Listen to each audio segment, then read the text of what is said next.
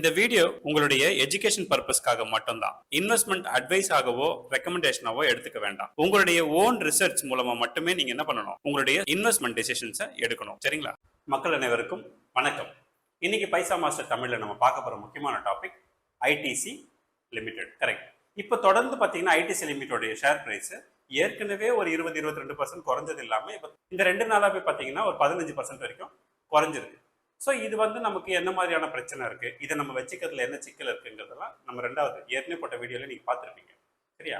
இந்த ஃபால் எப்படி நம்ம ஹேண்டில் பண்ணணும், இதுலேருந்து நம்ம என்ன டேக்அவே எடுத்துக்கிறோம் அப்படிங்கிறத தான் உங்களுக்கு சொல்லி தரப்போகிறேன். இல்லையா? ரைட். அதுக்கு முன்னாடி நான் ஏற்கனவே ஒரு வீடியோ போட்டிருக்கேன். அதாவது எஸ்பிஐ லைஃப் இன்சூரன்ஸ் இந்த கம்பெனியோடைய ஃபண்டமெண்டல்ஸ் எப்படி பார்க்கணும்னு போய் பார்க்காதவங்க கண்டிப்பாக பாருங்கள், ரொம்ப யூஸ்ஃபுல்லாக இருக்கும். நான் எப்பவுமே உங்ககிட்ட கேட்கறது தான், நான் இவ்வளோ எஃபர்ட் எடுத்து இவ்வளோ வேலை செய்கிறேன்னா உங்ககிட்ட நான் எதிர்பார்க்குற ஒன்று லைக் மட்டும், இந்த லைக்கை கிளிக் பண்ணிவிடுங்க. நம்ம ஐடிசி பற்றி பேசுவோம். சரியா? இப்போ திடீர்னு 1ஆம் தேதி, அதாவது ஜனவரி 1, 2026 இந்த ஷேர் பிரைஸ் ஒரு 10% கீழே இறங்கி இப்போ மார்க்கெட் தொடர்ந்து ஒரு 3-4% அகைன் இறங்கிக்கிட்டு இருக்கு. இல்லையா? இதை நம்ம எப்படி பார்க்கணும், எப்படி அணுகணும், இதில் நம்ம செய்த தவறுகள் ஏதாவது இருக்கா, நம்ம ஏதாவது ஸ்பெசிஃபிக்காக ஏதாவது மிஸ்டேக் பண்ணியிருக்குமா அப்படிங்கிறத பார்க்கணும். இல்லையா? அப்போது நிறைய பிகினர்ஸ் இருப்பீங்க, லாங் டேர்ம் இன்வெஸ்டர்ஸ் இருப்பீங்க. திடீர்னு ஒரு ஷேர் பிரைஸ் ஒரு 15% இறங்கும் போது பக்குன்னு இருக்கும். ஏன்னா நம்ம நிறைய இன்வெஸ்ட் பண்ணி வச்சிருப்போம். இல்லையா? அப்போ இந்த மாதிரி சூழ்நிலையில் ஏற்கனவே நான் ஒரு வீடியோ போடும்போதே சொன்னேன், அதாவது இந்த ஐடிசி பற்றி பேசும்போதே சொன்னேன், அந்த பக்கம் சண்டை நடந்துட்டு இருக்கு, அந்த தெரு வழியாக போகாதீங்க, வேற தெரு வழியாக போங்க அப்படின்னு. ஸோ அதுக்கு விமர்சனங்கள் இருக்க தான் செய்யும், இல்லைன்னு சொல்லலாம். ஆனால் அதுக்காக அன்னைக்கு நான் சொல்லிட்டேனே, இன்னைக்கு விழுந்துச்சு அப்படின்னு சொல்லலை. எப்பவுமே மார்க்கெட்டை பொறுத்த வரைக்கும் என்ன, எதிர்பாராததை எதிர்பாருங்கள் அப்படிங்கிறது தான் ஸ்டாக் மார்க்கெட். யாராலையுமே ப்ரெடிக்ட் பண்ண முடியாது. ஆனால் அது லாங் டேர்ம் இன்வெஸ்டருக்கு கன்சிஸ்டன்டான க்ரோத்தை கொடுக்கும். சரியான ஃபண்டமெண்டல்ஸ் பார்த்து இன்வெஸ்ட் பண்ணாலே போதும். சரியா? இந்த பர்டிகுலர் கம்பெனியில் நீங்கள் கவனிச்சிங்கன்னா சிகரெட்டோடைய பிஸ்னஸ் எவ்வளோ இருக்குன்னு பார்த்தீங்கன்னா ஒரு 40% இருக்குது. எஃப்எம்சிஜியில் ஒரு 25%, சிகரெட் 40%ன்னு ஒரு கேட்டகரியில் அவங்களுக்கு இருக்குது. இந்த ஷேர் பற்றி நம்ம ஏற்கனவே 20 நாள் முன்னாடி பேசும்பொழுதே பார்த்தோம். 522 ரூபாயில இருந்து அது 400 ரூபாய் கிட்ட வந்தது. இல்லையா? கிட்டத்தட்ட 22% மைனஸ். இப்போ தொடர்ந்து அகைன் இப்போ நேற்று பார்த்தீங்கன்னா உங்களுக்கு ஒரு 10%, இன்னைக்கு ஒரு 4% இருக்கும்போது தொடர்ந்து ஒரு 35-37% வரைக்கும் உங்களுக்கு மைனஸில் வந்தாச்சு. இந்த மாதிரி சூழ்நிலைகளை நம்ம என்னென்ன பர்டிகுலரான காரணம் கண்டுபிடிங்க, எதனால இது ஒரு 15% இன்னைக்கு இறங்கி இருக்கு அப்படிங்கிற காரணத்தை புரிஞ்சுக்கிட்டோம்னா மேற்கொண்டு நம்ம சில முடிவுகள் எடுக்கிறதுக்கு யூஸ்ஃபுல்லாக இருக்கும். இல்லையா? இப்போ காரணம்னு பார்த்தீங்கன்னா உங்களுக்கு முதல் ரீசன் எக்ஸைஸ் டியூட்டிங்கிறது ஏற்கனவே 40% ஜிஎஸ்டி இல்லாமல் அடிஷ்னலாக இங்கே கவர்மெண்ட் இம்ப்ளிமெண்ட் பண்ணியிருக்காங்க. ஸோ அந்த ஒரு காரணத்தை தான் முக்கியமான காரணம் அப்படின்னு உங்களுக்கு தெரிஞ்சிருக்கும். இல்லையா? அது ஒரு காரணம். சிகரெட்டோட டாக்ஸ் எல்லாம் ஏறிடுச்சுன்னா அந்த டாக்ஸ் எல்லாம் யார் கட்டுவாங்க? அப்போ அந்த கம்பெனி தானே கட்டும். அப்படின்னா அந்த கம்பெனி கட்டாது. எப்பவுமே சிகரெட்டோடைய டாக்ஸை அந்த கன்சியூமர் தான் கட்டணும். அப்போ கன்சியூமர் தானே கட்ட போறாங்க. கம்பெனிக்கு என்ன பிரச்சனைன்னு கேட்டீங்கன்னா கம்பெனிக்கு வேற விதமான பிரச்சனைகள் வரும். எப்படின்னா, அதாவது சிகரெட்டோடைய சேல்ஸ் குறையும். கட்ட போறது என்னமோ அவங்க தான். இப்போ 4 சிகரெட் பிடிக்கிறவங்க என்ன நினைப்பாங்கன்னாக்கா நம்ம 3 சிகரெட்டுக்கு போகலாம் அப்படின்னு நினைப்பாங்க. அதனால ஒருவேளை சேல்ஸ் குறைஞ்சிருமோ அப்படின்ற ஒரு காரணம் இருக்கு. அதுக்கப்புறம் பிளாக் மார்க்கெட்ல பார்த்தீங்கன்னா நிறைய சிகரெட்ஸ் சேல்ஸ்ல இருக்கு. அதோடைய சேல்ஸ் இன்க்ரீஸ் ஆகலாம்ல. அந்த பிசினஸ்க்கு போகும்போது இந்த பிசினஸ் அஃபெக்ட் ஆகுங்கிற காரணம் இருக்கு. அப்போ 4 சிகரெட் பிடிக்கணும், திடீர்னு 3 சிகரெட்டுக்கு மாறுவாங்களா அப்படிங்கிறதெல்லாம் ஆக்சுவலா மித்து தான். உடனே பார்க்கும்போது அப்படிதான் மாறுவாங்க. சடனா இப்போ ஒரு 17 ரூபாய் இருக்கு சிகரெட் 20 ரூபா ஆச்சுன்னா என்ன பண்ணுவாங்க, சரி ஓகே நம்ம ஒரு சிகரெட் குறைச்சிக்கலாம்னு நினைக்கலாம். ஆனா கொஞ்ச நாள் ஆச்சுன்னா அது அவங்களுக்கு பழக்கப்பட்டு போகுது. இல்லையா? கொஞ்ச நாளுக்கு அப்புறம் மறந்துடுவாங்க. மறந்து திருப்பி அந்த 20 ரூபா கொடுத்து அவங்களுடைய சிகரெட்டை வாங்க ஆரம்பிச்சிருவாங்க. இது எல்லா காலத்திலும் நடந்திருக்கு. எப்பெல்லாம் விலை ஏறுதோ அப்பெல்லாம் நம்ம நினைப்போம் சிகரெட் சேல்ஸ் குறைஞ்சிரும்னு. ஆனா ஒரு காலத்திலேயே அப்படி நடந்ததே கிடையாது. புரியுதுங்களா? ஸோ இதை ஒரு பாயிண்ட் ஞாபகம் வச்சுக்கோங்க. ஏற்கனவே 22% குறையும் பொழுதே இதை காரணமா காட்டினாங்க. என்ன சொன்னாங்கன்னா, இந்த மாதிரி எதிர்காலத்துல கலால் வரி போடுவாங்க, அந்த கலால் வரி போட்டாங்கன்னா இது பிரைஸ் குறையறதுக்கு சான்ஸ் இருக்கு அப்படின்னு அவங்களும் ஒரு ரெக்கமெண்டேஷன் கொடுத்துருந்தாங்க. இது ஓவர் பிரைஸ் அப்படின்ட்டு. அது ஒரு ரீசன்.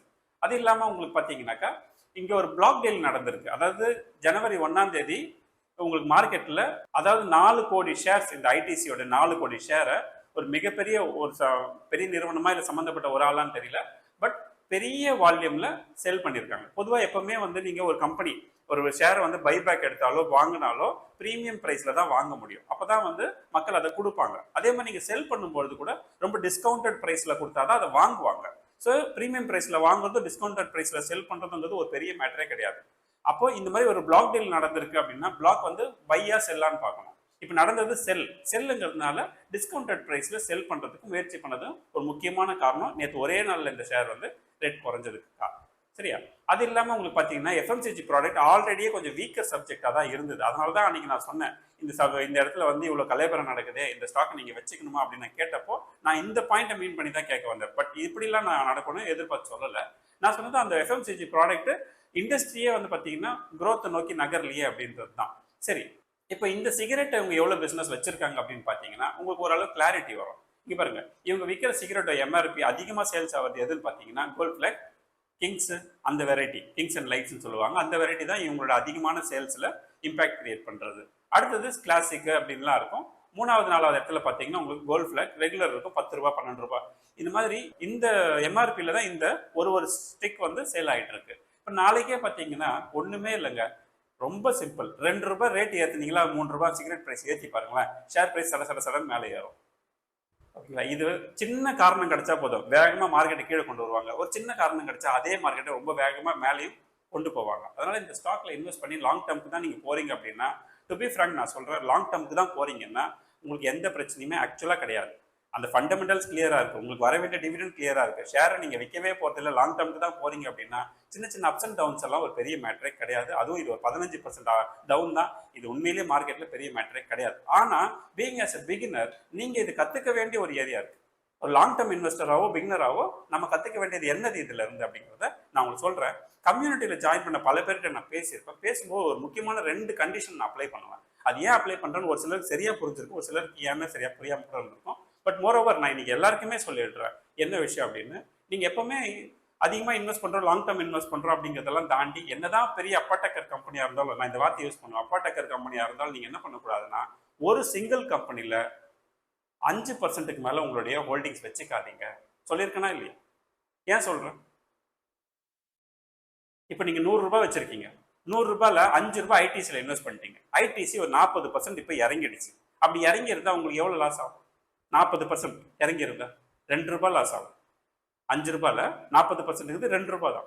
அப்போ உங்க 100 ரூபாயில 2 ரூபாய்ங்கிறது ஜஸ்ட் 2% தானே. இந்த 2% இறங்கி இருந்தாலுமே உங்களுக்கு பெரிய அளவுக்கு இம்பாக்டே இருந்திருக்காது. ஆனா நம்மளாம் என்ன பண்ணுவோம்னா ஒரு 15% 20% கூட சில நேரம் ஒரே ஸ்டாக்ல இன்வெஸ்ட் பண்ணி மாட்டிப்போம் இல்லையா? அந்த மாதிரி நம்ம செய்யக்கூடாது. என்னதான் நல்ல கம்பெனியா இருக்கட்டும் 5% தான் உங்களுக்கு மேக்ஸிமம் கேப் செட் பண்ணுங்க. நீங்க 1% இன்வெஸ்ட் பண்ணலாம், 2% இன்வெஸ்ட் பண்ணலாம் ஒரே ஷேர்ல. ஒரு 30-40 கம்பெனி செலக்ட் பண்ணி வச்சுக்கிட்டு நீங்க ப்ராப்பரா இன்வெஸ்ட் பண்ணுங்க. ஆனா எந்த கம்பெனில நீங்க என்ன பண்ண 5%க்கு மேல போய் மாட்டிக்க கூடாது. ஆக்சுவலா இது வெறும் கம்பெனிக்கு மட்டும் இல்ல, செக்டாருக்கும் அப்ளிகபிள் ஆகும். செக்டார் பாத்தீங்கன்னா ரெகுலரா அட்வைசர் சொல்றதும் சரி, நான் சொல்றதும் சரி, 15%க்கு மேல சிங்கிள் செக்டார்ல இன்வெஸ்ட் பண்ணவே கூடாது. நிறைய பேரோட போர்ட்ஃபோலியோ பார்த்திருக்கேன். ஐடில பாத்தீங்கன்னா 40% இன்வெஸ்ட் பண்ணி வச்சிருப்பாங்க, பேங்கிங்ல பாத்தீங்கன்னா 30% இன்வெஸ்ட் பண்ணி வச்சிருப்பாங்க. இதெல்லாம் வந்து என்னைக்கா இருந்தாலும் ஒரு ஆபத்தை ஏற்படுத்தும். ஸோ 15%, 12 to 15%க்கு மேல போகாம பார்த்துக்கிறது ரொம்ப முக்கியம், எந்த செக்டாரா இருந்தாலும் இல்லையா? அப்ப இந்த மாதிரி விஷயங்கள்ல இருந்து நம்ம தவறு செய்யும் பொழுது நம்ம என்ன பண்றோம்? நம்ம போர்ட்ஃபோலியோவை வீக்கர் ஆக்குறோம். நம்ம போர்ட்ஃபோலியோ நாமளே கொண்டு போய் ரிஸ்க்ல கொண்டு போய் வச்சிடறோம். ரிஸ்க்னா என்ன தெரியுமா? டவுன் ஆகுறது இல்லை, டவுன் ஆனா அது எந்த அளவுக்கு அஃபெக்ட் ஆகுங்க இல்லையா? அப்ப இந்த ரிஸ்க்கை நீங்க என்ன பண்ணணும்னா உங்க போர்ட்ஃபோலியோவை ப்ராப்பரா ரீவெரிஃபை பண்ணி இந்த ரிஸ்க் எல்லாத்தையும் ரிமூவ் பண்றதுக்கு என்ன வழியோ அதை இமீடியட்டா பண்ணுங்கிறது தான் உங்களுக்கான டேக் அவே. அதோட கூட நான் பல தடவை சொல்லுவேன், மார்க்கெட்ல கண்ட நேரத்துல இன்வெஸ்ட் பண்ணக்கூடாது, டிசிப்ளின் வேணும். நம்ம என்னென்ன ஸ்டாக்ஸ் எல்லாம் வாங்க போறோம், அதோடைய ஆவரேஜ் பி என்ன, நம்ம வாங்கும் போது அது ஆவரேஜுக்கு கீழே இருக்கிற மாதிரி பார்த்துக்குங்க. அதுக்கப்புறம் ஆவரேஜுக்கு மேல இருக்கும்போது இருக்க ஷேர்ஸ்ல இன்வெஸ்ட்மெண்ட் பண்ணாதீங்க. சொல்லியிருக்கேனா இல்லையா? ஆனா நாம என்ன பண்ணுவோம் தெரியுமா? அக்டோபர் நவம்பர் டிசம்பரா பார்த்து இன்வெஸ்ட் பண்ணுவோம். இருக்கிறதுலே ஹையஸ்ட் பிஇ போயிருக்கும்போது அப்ப இன்வெஸ்ட் பண்ணுவோம்.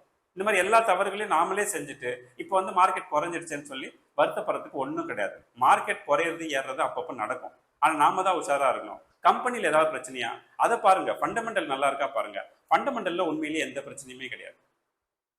இன்னைக்கு இந்த கம்பெனி ஸ்ட்ராங்கான ஃபண்டமெண்டலுடைய கம்பெனி தான், நல்ல growth இருக்கு, நல்ல ரிட்டர்ன்ஸ் கொடுப்பாங்க, அதெல்லாம் எந்த பிரச்சனையும் இல்லை. ஆனால் லாங் டேர்ம் போகும்போது உங்களுக்கு டிவிடெண்ட் கரெக்டாக வந்துட்டு இருக்கும். லாங் டேர்ம் ஒரு ஷேர் வாங்குறோம்னா அந்த ஷேரை விற்கவே மாட்டேன் அப்படின்னு ப்ராமிஸ் பண்ணிட்டு வாங்குங்க. அப்பதான் உங்களுக்கு இந்த ஷேரோட பிரைஸ் அப்ஸ் அண்ட் டவுன்ஸ் ஆகிறது உங்களை இம்பாக்டே பண்ணாது. அதுக்காக விற்கவே கூடாதுன்னு நான் சொல்லலை, விற்கணும். எப்போ விற்கணும்? நம்ம வீட்டோட தேவை இருக்கும்போது விற்கணும் இல்லையா? இல்லை இந்த கம்பெனி மோசமான கம்பெனின்னு ஃபண்டமெண்டல்லே பிரச்சனை இருந்ததுன்னா விற்கணும், தப்பு இல்லை. இன்வெஸ்ட்மெண்ட்டை இங்கேருந்து எடுத்துட்டு வேற ஒரு கம்பெனியில் இன்வெஸ்ட் பண்ணுவீங்க. அந்த 2 காரணத்தை தவிர வேற எந்த காரணத்துக்குமே ஒரு ஷேரை நான் விற்க மாட்டேன்னா உங்களை எந்த தொந்தரவுமே உண்மையிலேயே பண்ணாது இல்லையா? இன்வெஸ்ட்மெண்ட்டை கண்டினியூ பண்ணுங்க, கீப் இன்வெஸ்டிங். நெக்ஸ்ட் ஒரு வீடியோவில் பார்ப்போம். வணக்கம். வணக்கம். நம்மளுடைய stay happy with your investment அப்படிங்கிற கம்யூனிட்டியில நிறைய பேர் ஜாயின் பண்ணியிருக்கீங்க. ரொம்ப நன்றி. அதில் உங்களை நிறைய பேர்கிட்ட நான் பேசிட்டேன். இன்னும் நிறைய பேர்கிட்ட நான் பேசணும். கண்டிப்பாக நான் பேசுவேன். மேற்கொண்டு யாராவது கம்யூனிட்டியில் ஜாயின் பண்ணணும்னு விரும்புறீங்கன்னா கண்டிப்பாக ஜாயின் பண்ணிக்கோங்க. ஏன்னா கம்யூனிட்டியில் யூடியூப்ல பேச முடியாத பல விஷயங்களை நம்ம என்ன பண்ணுவோம், டிஸ்கஸ் பண்ண முடியும். ஸோ கம்யூனிட்டியில் ஜாயின் பண்ணுறதுக்கான அப்ளிகேஷன் ஃபார்ம் டிஸ்கிரிப்ஷனில் கொடுத்துருக்கேன். அதில் ஒரு வீடியோவும் இருக்கும். அந்த வீடியோவை கம்ப்ளீட்டாக பார்த்தீங்கன்னா ஏன் நம்ம கம்யூனிட்டியில் சேரலாம், உங்களுக்கு ஒரு வேலை பிடிச்சிருந்தா கண்டிப்பாக ஜாயின் பண்ணிக்கோங்க. நிறைய சர்ப்ரைசிங்கான விஷயங்கள்லாம் உங்களுக்கு காத்துட்டு